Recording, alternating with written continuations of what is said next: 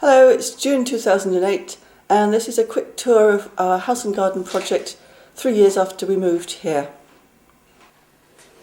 We're really enjoying the floor. The only problem is with the cheap chairs we bought, the feet don't lie flat on the floor, and so every time we move them they scrape.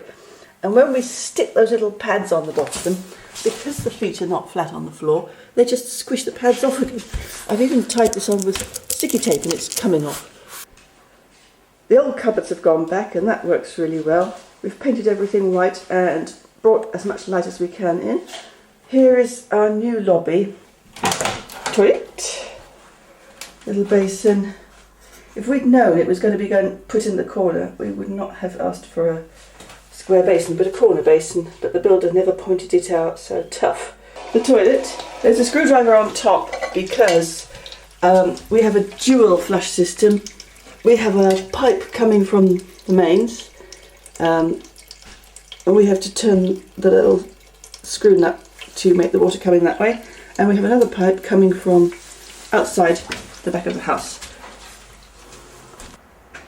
This is our pair of Roman columns, which are rainwater tanks, with a Heath Robinson system, which is supposed to work by the water from this tank siphons across the top and into this tank. Keeping this one topped up. The water comes out the bottom, goes around the back of the tank, around the side of the house, into the toilet. It's not ideal because it works by gravity, which means that only about half the tanks will get emptied before it grinds to a halt. But it's better than nothing. We're doing our bit. We had to demolish this wall of the sunroom to get the new extension built. You can see the walls are almost abutting, but not quite. This is the end of the new extension, and this is the put back wall of the sunroom, and Chris has filled in the gap with a bit of, I think he calls it soffit or something. This is the old back door, which has found a new home on the back of the shed. Chris is relaying all the paving so that it slopes in the right direction and rainwater no longer runs directly under the house, but in the other direction, out into the garden.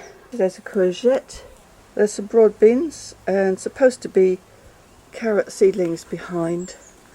I think the birds pulled up most of them, so I replanted them and we're waiting for them to come up. And on that side another seed bed. The rose has gone quite rampant, it's almost covered the arch now. And the raspberries are really happy to be here. That's going to be raspberries in a month or two. They're autumn fruiting. Stack of old car tyres making a tower for strawberries. This little corner doesn't get a lot of sun, but the Japanese onions have, about half of them have filled out properly. This is the kiwi, reaching out for new spaces. This is a bin with maturing compost, and that's a courgette plant growing out of it. Through the arch, the Japanese... Oh! I tripped over the bird table, which is a bit redundant. The birds don't need to be fed, they actually help themselves. Japanese wineberries have really taken off and the bees love them. Aren't they amazing? This is bean plants. They're flowering already. My expectation is that they will climb up this bit of trellis, which is not yet occupied by the pear and the apple.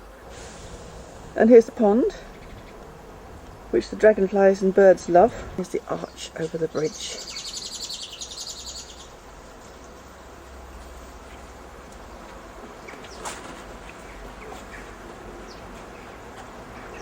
Coming out the other side,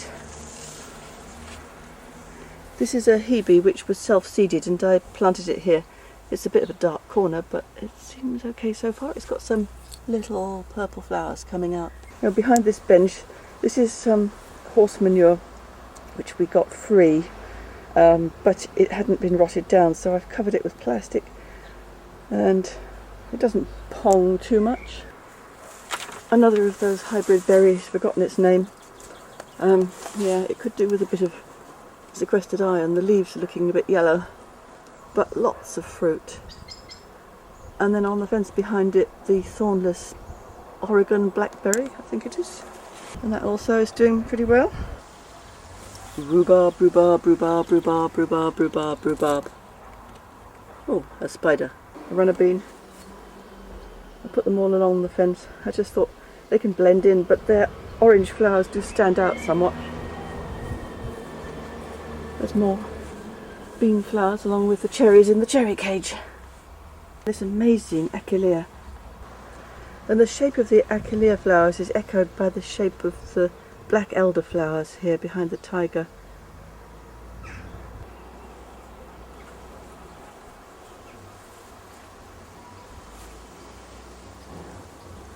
This rose has done well in 2 years. It's a David Austin specially bred English rose.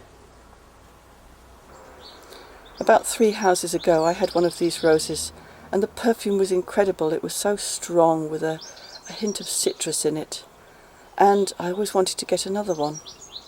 Sweet Juliet. But I was disappointed because the perfume doesn't seem to have endured over the generations of reproduction since I got the first one. It smells sweet but not as powerful, and you certainly don't get that citrus note in it. I thought I must have got the wrong rose, so I actually made Chris go and get another one, which we planted in the front garden. Lawn wants mowing. Here it is, the little darling. And this one has the same faint sweet perfume, but not what I expected it to be.